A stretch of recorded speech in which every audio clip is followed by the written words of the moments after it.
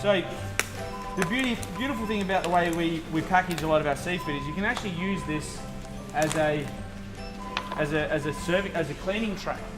So the first thing I always do with these fish fillets is just have a look at them. See, as you can see, there's some fish scales on them.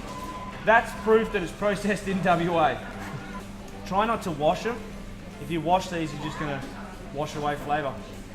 There's also sometimes, see this little bit of, it's called a membrane. It sits on the side of the fish.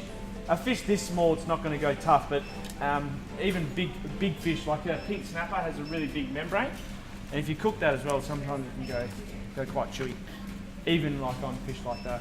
So just quickly before you start, salt and pepper, as always. Now you can go. And olive oil, I'm going to use olive oil. This is our tough and non-stick range. Beautiful pans to use. They're a lovely weight. They're not too heavy. They need to have a bit of weight to them so that they sit nicely on the stove. This is a forged aluminium body. It's been dipped in an iron bath. It won't warp. It won't. It's got 3 coats of non-stick material on it, and it's got a steel disc which is encased, so that will sit flat on your cooktop. So I've got panko breadcrumbs. I've got some fresh parsley. You want to chop this up as fine as you can, really, without spending all day and all night doing it. Salt and pepper. So, lemon zest.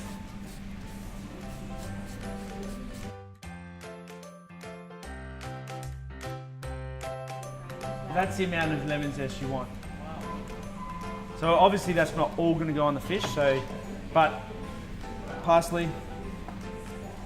So like I said, you don't really want to mix this too much, otherwise all the seasoning and flavour that we just put in the breadcrumbs is going to disappear. Fish, make sure that it's coated in the oil. So this is purely about not getting too many breadcrumbs, that way you can still taste the fish. And it's such a thin fillet, so you don't want too many. The first one you crumbs are always the best. See, there's more than enough breadcrumbs on that.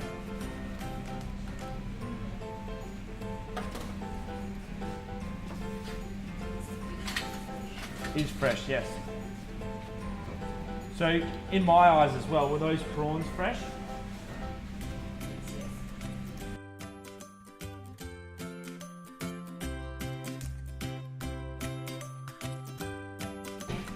So we did jump the gun a little bit. What I like to do as well is just, when that oil's hot, to test if the oil's hot, throw a few breadcrumbs in there. If they sizzle, then we know we're good to go. So these breadcrumbs, if you've got any leftover breadcrumbs, obviously we've put fresh fish in there, so probably 2 or 3 days in the fridge. You can keep them. Otherwise, chuck them out. Or cook something that you're going to maybe stuff, like get a chicken, make a breadcrumb mix, stuff it in the chicken. See how we've got the side of the fish is starting to get white and there's still that opaqueness up there? It means that bottom half is cooked. So if that was coated in egg wash, you wouldn't see that. And if you've noticed, we've always kind of used the silicone tools. Once again, looking after your pan, it's just that little bit extra. Most people probably would put more oil in there. You don't need to. You don't want it swimming in there. I mean, we have used grapeseed oil, but we want to keep it nice and light as well. So I'm just going to put some paper towel down now. That way when it comes out of there, soak up any excess oil. But we're looking for the smallest piece first, and this is probably the first piece that went in. Resting your fish is just as important as cooking it. And allowing that cooking time.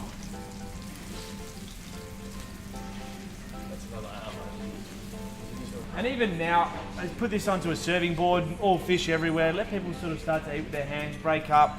You know, you're going to end up with just people flaking pieces like that, eating it. It doesn't need to be as pretty and flashy as we always try to make it.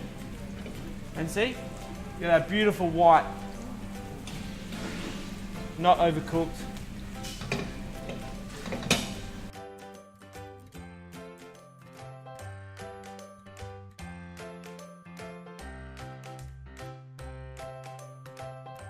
you. Thank you all for coming.